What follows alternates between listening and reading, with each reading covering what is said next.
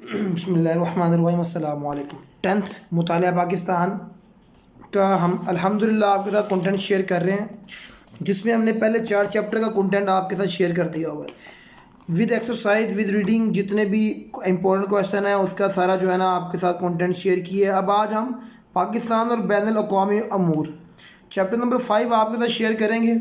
اس سے پہلے آگے بڑھنے سے پہلے آپ نے ہمارے چینل کو لازمی سبسکرائب کرنا ہے انشاءاللہ تعالیٰ۔ تمام 10th کلاس کا کنٹینٹ جو ہے، جس میں انگلش، اردو، ترجمہ القرآن، مطالعہ پاکستان، فزکس، میتھ، تمام کنٹینٹ انشاءاللہ تعالیٰ ہم شیئر کریں گے۔ آپ نے ہمارے ساتھ جڑے رہنا ہے۔ اسی طرح ہمارا اکاؤنٹ ہے اپنا مکتب کے نام سے ٹک ٹاک کے اوپر، اس کو بھی آپ نے لازمی فالو کرنا ہے انشاءاللہ۔ آپ کو کنٹینٹ وہاں پر بھی ریڈیلی اویلیبل ملے گا جو ہمارے پاس اپڈیٹس ہوں گی۔ تو Pakistan and international affairs, Pakistan کی خارجہ پالیسی کے اہم نکات، یہ مقاصد، یہ شارٹ کویشچنس کے اندر آپ کے پاس لازمی یہ چیزیں ہوں گی۔ خارجہ پالیسی کے مقاصد یہ آ گیا، اور خارجہ پالیسی کہتے کسے ہیں؟ بیسیکلی جب ایک ملک کسی دوسرے ملک کے ساتھ تعلقات بناتا ہے نا، تو کچھ اصولوں کے اوپر بناتا ہے، اپنے مفادات کو سامنے رکھتا ہے۔ کسی دوسرے ممالک کے ساتھ تعلقات کی حکمت عملی ہے۔ اس سے مراد وہ رویہ جس کے تحت کوئی ملک اپنے قومی مفادات کے تحفظ کی خاطر دیگر ملکوں سے تعلقات بناتا ہے، جیسے پاکستان چائنا کے ساتھ، رشیا کے ساتھ، اس طرح۔ پاکستان کی خارجہ پالیسی اس کی قومی سلامتی، اقتصادی ترقی اور بین الاقوامی حیثیت کے لیے اہم ہے۔ یہ عالمی تناظر میں اپنے مفادات کا تحفظ کرتے ہوئے امن، استحکام اور خوشحالی کو فروغ دینے کے لیے ضروری ہے۔ اب وہ کویشچن دے سکتے ہیں کہ پاکستان کی خارجہ پالیسی کی اہمیت کو بیان کر دیجیے۔ علاقائی استحکام ہے۔ پاکستان چاہتا ہے کہ جس خطے میں وہ رہ رہا ہے، آباد ہے، وہاں پر استحکام ہو، تو تاکہ اگر وہاں پر استحکام ہوگا تو کیا ہوگا؟ تجارتی اور اقتصادی مواقع میں اضافہ ہوگا، ٹریڈنگ میں انکریمنٹ ہوگی ساری۔ مضبوط دفاع ہو، اگر آپ کا ملک مضبوط ہوگا، اگر پاکستان چاہتا ہے کہ اس کا دفاع مضبوط ہو، تو پاکستان اپنی خارجہ پالیسی کے اندر اپنے دفاع کو مضبوط بنانے کے لیے ساز و سامان خریدتا ہے اور باقی ممالک کے ساتھ تعلقات کو بہتر بناتا ہے۔ تجارت اور سرمایہ کاری، مؤثر خارجہ پالیسی کے اقدامات غیر ملکی سرمایہ کاری کو راغب کرنا ہے، یعنی آپ کی فورن پالیسی اتنی اچھی ہو کہ غیر ممالک جو ہے نا وہ آپ کے ملک میں انویسٹ کریں۔ اقتصادی سفارت کاری، سفارت کاری کا مطلب یہ ہوتا ہے کہ پاکستان جو ہے نا وہ تجارت کے موقع بہتر بنائے تاکہ لوگ ملازمتیں کرنے کے لیے، یا پاکستان دوسرے ممالک سے تعلقات بہتر بنائے تاکہ پاکستانیوں کو دوسرے ممالک میں ملازمتیں اچھی مل سکیں۔ مثبت تاثر، ایک اچھا جو ہے نا وہ امپیکٹ پیدا ہوتا ہے۔ پاکستان کی خارجہ پالیسی کے رہنما اصول کیا ہیں؟ کن بنیادوں پر ہے؟ بین الاقوامی سطح پر تسلیم شدہ اصولوں کو فروغ دینا، یونائٹڈ نیشن کے اندر ہے۔ تمام ریاستوں کا احترام کرنا، تنازعات کا پورا عمل حل نکالنا، علاقائی سالمیت کا احترام کرنا، یعنی پاکستان جنوبی ایشیا میں رہتا ہے تو یہاں کی انٹیگریٹی کو مینٹین رکھا جائے، دوسری ریاستوں کے اندرونی معاملات میں مداخلت نہ کرنا۔ پاکستان کی خارجہ پالیسی کے مقاصد کیا ہیں؟ یہ شارٹ پلس لانگ کویشچن بن کر آ سکتا ہے۔ نظریہ پاکستان کا تحفظ، دیکھیں نا، پاکستان اسلام کے نام پر بنا، تو پاکستان کی خارجہ پالیسی کا مقصد یہ ہے کہ ایسے ممالک کے ساتھ تعلقات بنائے جائے کہ جو پاکستان کو جو ہے نا وہ تسلیم کریں، کہ پاکستان کے اسلامی ممالک کے ساتھ تعلقات بہتر بناتے ہیں۔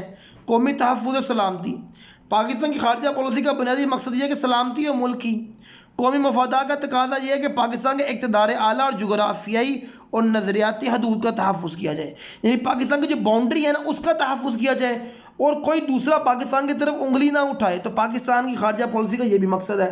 ثقافت کا فروغ، پاکستان ایک اسلامی ریاست ہے، بظاہر تو اسلامی ریاست ہی ہے نا، تو اس کے کون اسلام کے کیا کیا مقام ہوتے ہیں؟ رواداری ہے، احترام انسانیت ہے، عزت حیا، یہ ہماری اقدار ہے۔ تو پاکستان چاہتا ہے کہ ایسے ممالک کے ساتھ تعلقات استوار ہوں کہ جو ان اقدار کی تحفظ کرتے ہوں اور ان اقدار کو مانتے ہوں۔ معاشی ترقی، پھر پاکستان کی خارجہ پالیسی کا مقصد یہ ہے کہ معاشی ترقی کے لیے معاشی سرگرمی کو فروغ دینا۔ پاکستان ان تمام بڑی ممالکوں سے، خصوصاً اسلامی ممالک اور جو پڑوسی ممالک ہیں اسلامی، ان سے اچھے تعلقات بنائے تاکہ ہماری جو ہے نا وہ ایک اکنامک جو ہے نا وہ پراسپیرٹی ہو سکے۔ پڑوسی ممالک کے حوالے سے پاکستان کی جغرافیائی اور سیاسی اہمیت، اب دیکھو پاکستان ایک ایسی جگہ پر آباد ہے کہ جہاں پر جو ہے نا پہاڑی علاقے بھی ہیں، سمندری علاقے بھی ہیں، زمینی حد بھی ہے۔ تو پاکستان جو ہے نا وہ باقی تمام ممالک کے لیے ایک اہم مقام رکھتا ہے۔ پاکستان کی زمینی اور سمندری راستیں انتہائی اہم ہیں۔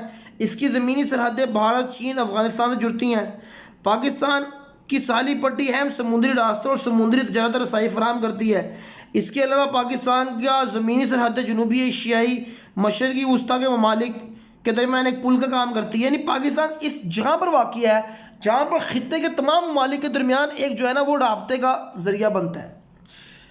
اب یہاں پر کوشچن آتا ہے، کوشچن کیا آتا ہے کہ خطے کے پڑوسی ممالک کے ساتھ پاکستان کے سفارتی تعلقات، اثرات اور مستقبل کے تعلقات کے امکانات۔ اب پاکستان کے باقی ممالک کے ساتھ کیا کیا تعلقات ہیں، تو سب سے پہلے ہم بھارت کی طرف چلیں گے۔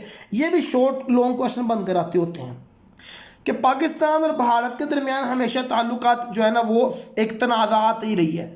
اپنی آزادی کی فوراً بعد سفارتی تعلقات قائم کرنے کے باوجود دونوں ملک جنگیں لڑ چکے ہیں۔ مسئلہ کشمیر ہے، تاریخی تناظر کہ کیوں پاکستان اور بھارت ایک دوسرے کے دشمن ہیں۔ تو کشمیر کا مسئلہ تو ہم جانتے ہیں، کشمیر پر جب ہے نا وہ پاکستان کا حق تھا لیکن بھارت نے زبردستی قبضہ کر لیا، تو پھر اس کے باوجود جو ہے نا وہ جنگیں ہوئیں، اور جنگیں جو ہے نا وہ اب تک چل رہی ہیں پاکستان اور بھارت کے درمیان۔ بھارت نے اقدامات میں کیا کیا کہ بھارت نے جو مقبوضہ کشمیر ہے وہاں پر جو ہے پھر سمتاس کے معاہدے کی معطلی کی، اور بھارت نے پاکستان پر میزائل حملے کر کے بھی تعلقات کو خراب کیا ہے۔ کرتارپور راہداری 2019 میں کرتارپور راہداری یعنی کرتارپور جو ہے نا وہ سکھوں کا گردوارہ تھا، تو وہاں پر پاکستان نے کوشش تو کی ہے تعلقات کی بہتری کے لیے، لیکن بہرحال مستقبل کے اندر جو ہے نا وہ ایک تعلقات کی بہتری کے امکانات کم ہیں۔ ایران کے ساتھ تعلق، پاکستان یہ MCQs میں آ سکتا ہے۔ ایران پہلا ملک تھا جس نے پاکستان کی آزادی کے بعد اس کو تسلیم کیا۔ ثقافت اور مذہب سیم ہے کافی حد تک، مختلف تنظیموں کے رکن ہیں دونوں۔ ایران اسرائیل جنگ میں پاکستان نے ایران کا ساتھ دیا ہے، تجارت میں اضافہ ہوتا ہے۔ مستقبل کے تعلقات یہی ہے کہ دونوں ممالک تعلقات بہتر بنائیں گے۔ صرف پوائنٹس کو آپ پڑھ لیجئے۔ افغانستان کے ساتھ تعلقات، سرحدیں سب سے زیادہ پاکستان کی افغانستان کے ساتھ ملی ہیں، اسے ڈیورن لائن بھی کہتے ہیں۔ پاکستان کی بندرگاہوں کا استعمال کرتا ہے چونکہ افغانستان کے پاس اپنا سمندر نہیں ہے۔ جب امریکہ نے افغانستان پر حملہ کیا تو اس میں پاکستان نے اپنا جو ہے نا وہ ایک کردار ادا کیا تھا جس میں افغانستان خوش نہیں تھا۔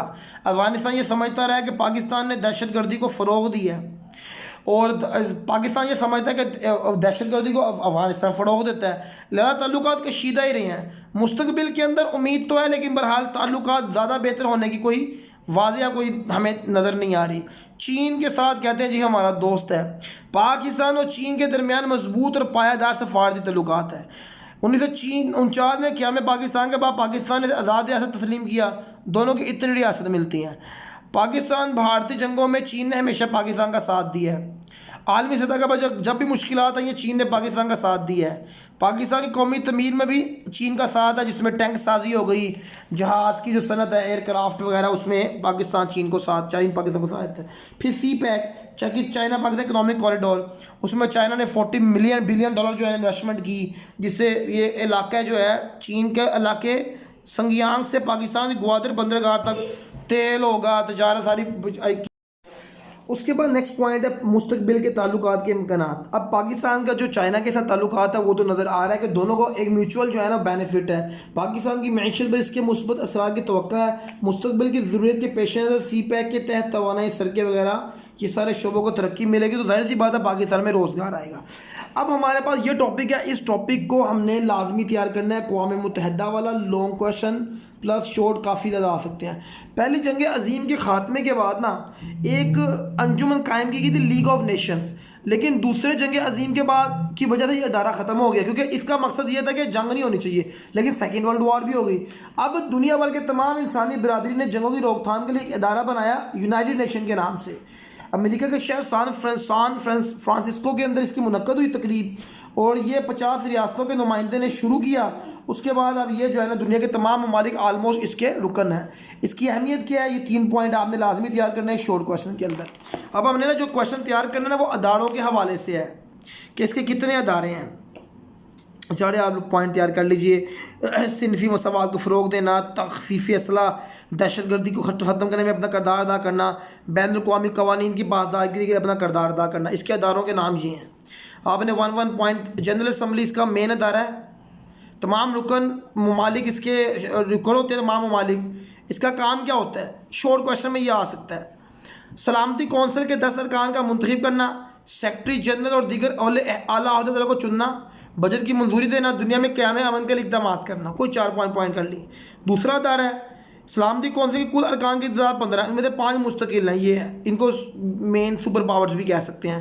ان کا کیا کام ہوتا ہے کہ سلامتی کونسل کے فیصلے 15 میں سے کم از کم 9 ارکان کی رائے کے مطابق طے پاتے ہیں، لیکن ضروری ہے ان 9 میں سے 5 مستقل ارکان بھی ہوں۔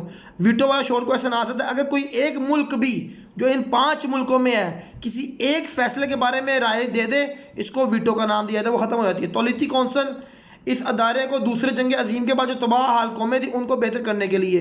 معاشرتی کونسل، اس کا مقصد یہ ہے کہ دنیا کے اندر جہاں پر جو غریب ممالک ہیں ان کی بہتری کے لیے، ان کے معیار زندگی بہتر کرنے کے لیے جو ہے نا کام کیا جائے۔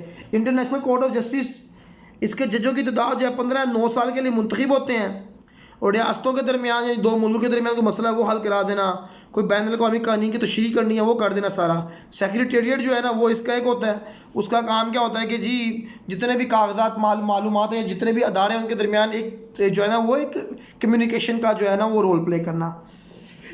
تو اب ہم نے جو ہے نا پاکستان کا دیکھنا ہے کہ پاکستان نے اقوام متحدہ میں اپنا کیا رول پلے کیا ہے۔ پاکستان اس کا مستقل رکن ہے، پاکستان اقوام متحدہ کے منشور کے مطابق اپنا عمل کرتا ہے۔ سلامتی کونسل نے کشمیر میں جب کہا کہ کشمیر کا مسئلہ ہو تو سلامتی کونسل کا چونکہ رکن تھا پاکستان، تو پاکستان نے ان کی بات مانی اور جو ہے نا وہ اپنی فوجیں واپس بلا لی۔ پاکستانی فوج نے خلیجی ریاستوں کے اندر اپنے اقوام متحدہ کے اندر امن جو منصوبے تھے ان میں اپنا کام ادا کیا ہے۔